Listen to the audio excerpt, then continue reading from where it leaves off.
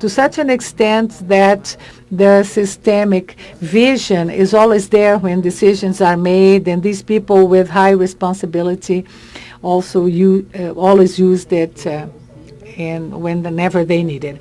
And so within this process of conversation and reflection, it was possible to visualize what were the well-being spaces or spaces that were not so good where they were in the organization. One of the most important things, and that made more sense, maybe not for all people in the group, and we have to be honest, was always to be careful about self-respect, to have a systemic look on decisions, tasks, responsibilities, and also as a director or a manager to create space for collaboration, for suggestions on the part of the workers in the organization.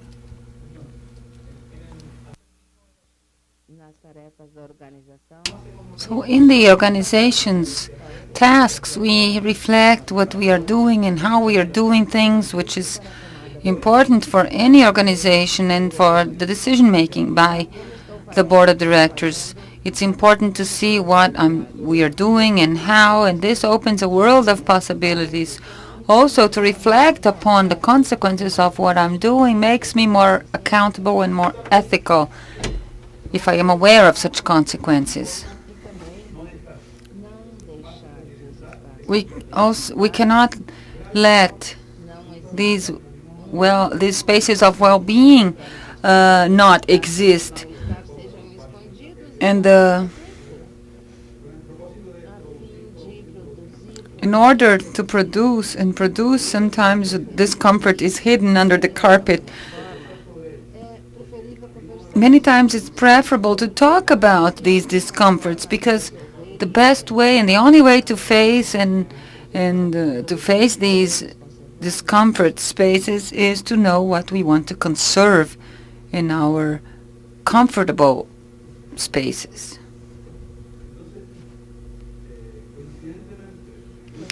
Coincidentally, in the last MO process, a possibility was opened to be able to reflect upon and go deeper in the issue. This was a space for meeting that was carried out in the desert of Atacama in Chile. Some strategic positions of the organization which were capable of bring different looks and different, we were called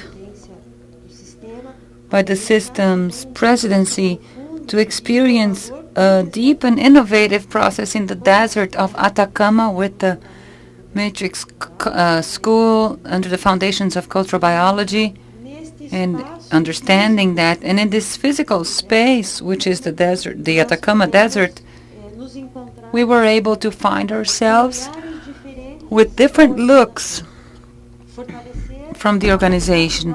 We were able to strengthen our professional links, to broaden our scope, and to start from then on an intense process of transformation in living together. This was a very rich moment, very special moment. We had a lot of progress in our relationships, and now we can notice that we were preparing at that moment to live a large process of co-inspiration.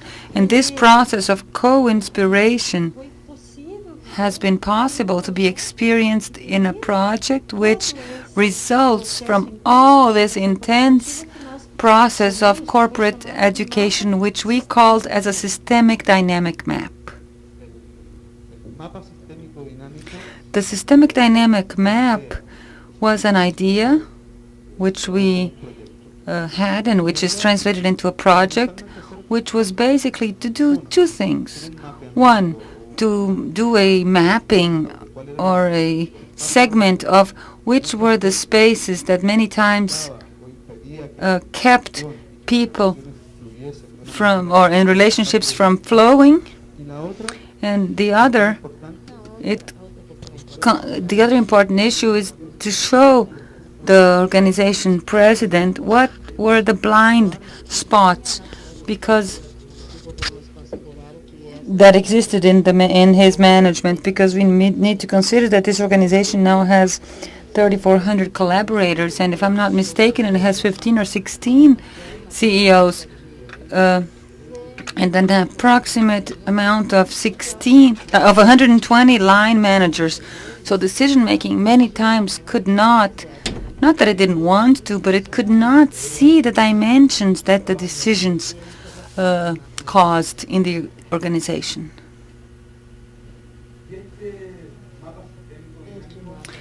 This systemic dynamic map was based on the meta-systemic law, in which we have to include the vision in the process and not in the result. This changes everything. Usually in this culture and in everyone's practice, the result is in the number, in the achievement, but then we lose the process.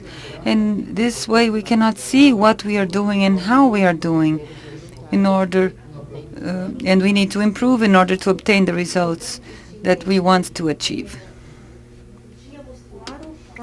We had it clear what the purpose of the systemic dynamic map was, but we were open to experience a process of co-inspiration. And in this co-inspiration process, we would have the timely actions to broaden the spaces of comfort and well-being in our organization. And we started this process choosing a distinct space for this co-inspiration, and usually this took place around a good coffee. And we distinguished as one great timely action we experienced this year. We have been experiencing a process of transition. Our president, Rodrigo Rocha Loures, after 8 years in management, he's closing his term right now. He's ending his term. So we are now co-inspiring with him. Well, and how is that? Well, historically, organizations of this nature have many losses in the transformation process. Above all, with regards to the care of the organizational culture. So it seems to us that it would be opportune to take care of the organizational culture, being aware of the process that we had experienced. And based on that, and from that moment on, we gathered efforts to show the awareness of the transformation process and cultural change that had taken place until that moment, and which we intended to conserve. To know what the social impacts were of the actions of the FIEP system, and what this in qualitative and quantitative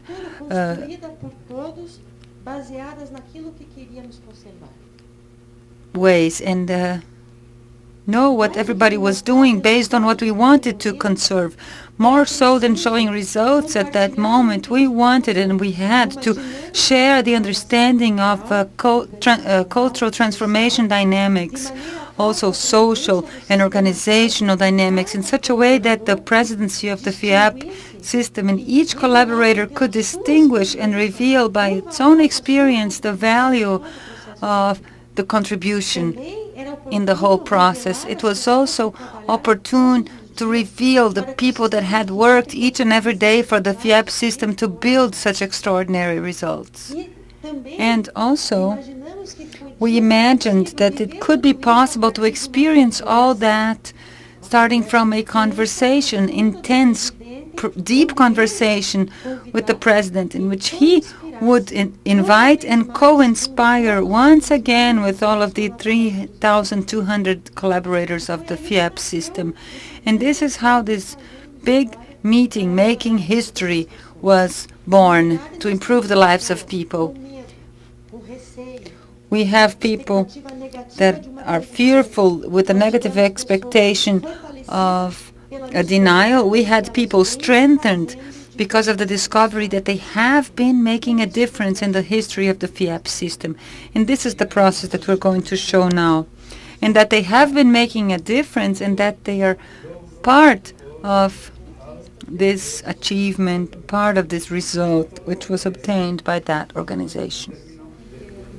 Not only in terms of their work, but also the commitment and the passion which they put in their everyday work. In this process, we wanted to make evident the humanization of the FIEP system, which brought as a consequence, and not as an end in itself, extraordinary results. We wanted, with these meetings that we'll show a small sample of to you, we wanted to bring the awareness of the good land we have in the FIEP system. So the big conversation was begun in all of the organization. We had our management, our president, talking for 2 weeks with all of the collaborators of the FIEP system. And it has been extremely exciting to see in these meetings groups of 300, and they grew 500, 800, 1,000 collaborators.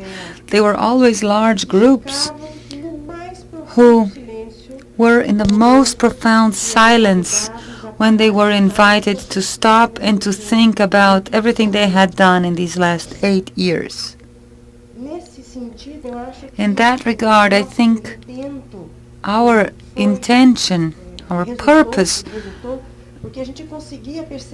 was fulfilled because we could understand that at that moment, organized for a meeting between the president and his collaborators, people allowed themselves, they stopped to reflect, to think, to remember, to share experience, transforming experiences, and the emotional space of the organization was transformed as these conversations took place. Between the beginning of the meeting and the end of the meeting was one process, and between one meeting and another there was another process. And it was a growing pattern, and we noticed ever more enthusiasm, joy, lightness, and the wholeness of people, extremely creative people who were present in a way that until then seemed impossible or unknown, delivering themselves, trying to talk and recall what they themselves would like to conserve and what they had to do to preserve this well-being in the moments that were to come. For me, what was unprecedented and was most innovative in this process was of the history, the stories. It was that a company an organization would stop to think of what they had done, how and the results they had obtained, and thinking about what they were doing and what they wanted to keep for the development and for the new cycle that was to come in this organization. This was the most innovative thing, to have an organization to stop to think about all this. So they had a basic design. It started with the higher leader of a unit or a regional unit. Not everybody had been present in 2004 when we were all invited to become a continuously learning organization. And so they would go back to that a little bit, and right after that we would invite people to be whole, fully present for a huge